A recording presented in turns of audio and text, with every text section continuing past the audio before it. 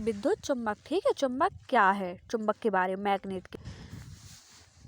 विद्युत धारा प्रवाहित करने पर जो क्या होती है, जो कुंडली होती है, ठीक है, चुम्बक की भांति व्यवहार करने लगती हैं। ठीक है, जो कुंडली होती हैं, जो विद्युत धारा होती है, जब हम उसे प्रवाहित करते हैं तो उसमें क्या होता है, जो कुंडली होती है वह चुम्बक की भांति क्या करती है, व्यवहार करने लगती है।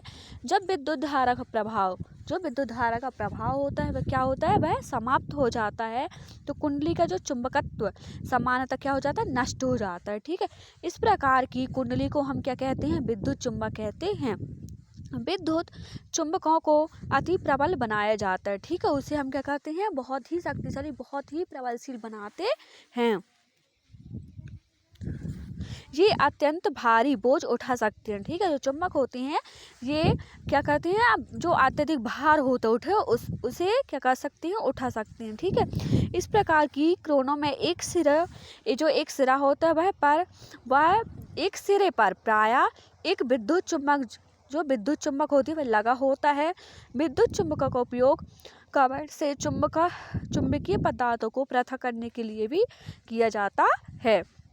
डॉक्टर दुर्घटनावश आँख में गिरे चुंबकीय जो पदार्थ के छोटे छोटे टुकड़ों को बाहर निकाले में नन्हे क्या होते हैं, नन्हे विद्युत चुम्बकों का उपयोग करते हैं। बहुत से खिलौने के भीतर भी क्या होता है, चुंबक लगा होता है। ठीक है, बहुत से जो खिलौने होते हैं उन पर भी क्या होता है बच्चों, चुंबक लगा होता है। अब हम पढ़ेंगे विद्युत घंटी।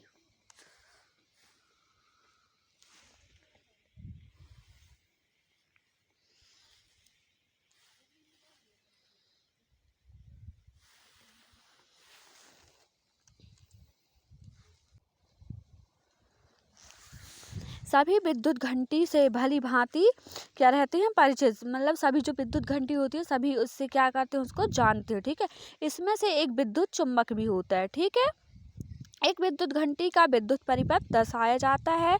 इसमें हम क्या करते हैं, लोहे के टुकड़े पर जो तांबे के तार होते हैं, तांबे की जो कुंडली लिपटी होती है। ठीक है, विद्युत चुम्बक के निकट हम क्या करते हैं, एक लोहे की पतली एक पत्ती को हम लगी होती है, जिसके एक सिरे से हथौड़ा जुड़ा होता है। ठीक है, जिसके एक सिरे पर क्या होता है, हथौड़ा जुड़ा होता है। लोहे की पत्ती के समीप एक संपर्क पेच होता है। जब लोहे की जो पत्ती होती है इस पेच के संपर्क में जब आती है तो विद्युत परिपथ पूरा हो जाता है तथा जो कुंडली होती है वह उसमें विद्युत धारा प्रवाहित होने लगती है, जिससे वह विद्युत चुम्बक क्या होती है, बन जाती है। तब यह लोहे की जो पत्ती होती है, पत्ती को अपनी ओर क्या करती है, खींचने लगती है, अपनी ओर आकर्षित करती है। इस प्रक्रिया में जो पत्ती के सिरे होती हैं वह एक से जुड़ा हथौड़े घंटी से टकराता है। ठीक है, और ध्वनि क्या करती है, उत्पन्न करने लगती है। परंतु जब जो विद्युत होती है, विद्युत चुम्बक, वह लोहे की पत्ती को जब हम अपनी ओर क्या करते हैं, खींचते हैं, तो यह परिपथ को भी क्या करती है, तोड़ देता है। ठीक है, जिससे कि जो कुंडली होती है उसमें विद्युत धारा का प्रवाह क्या हो जाता है, समाप्त हो जाता है।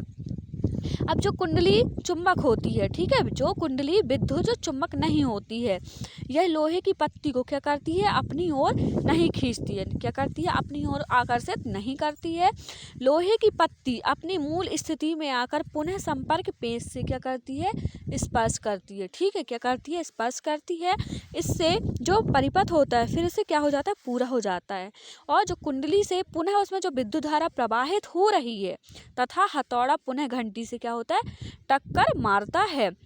यह प्रक्रिया अति शीघ्र से दोहराई जाती है, मतलब फिर से यह प्रक्रिया क्या होती है, दोहराई जाती है, और हर बार परिपथ क्या होता है, पूरा होने पर हथौड़ा घंटी से टकराता है और इस प्रकार विद्युत घंटी क्या होती है, बजने लगती है। क्वेश्चन आंसर अगले वीडियो में सेंड किए जाएंगे। ओके, जय हिंद।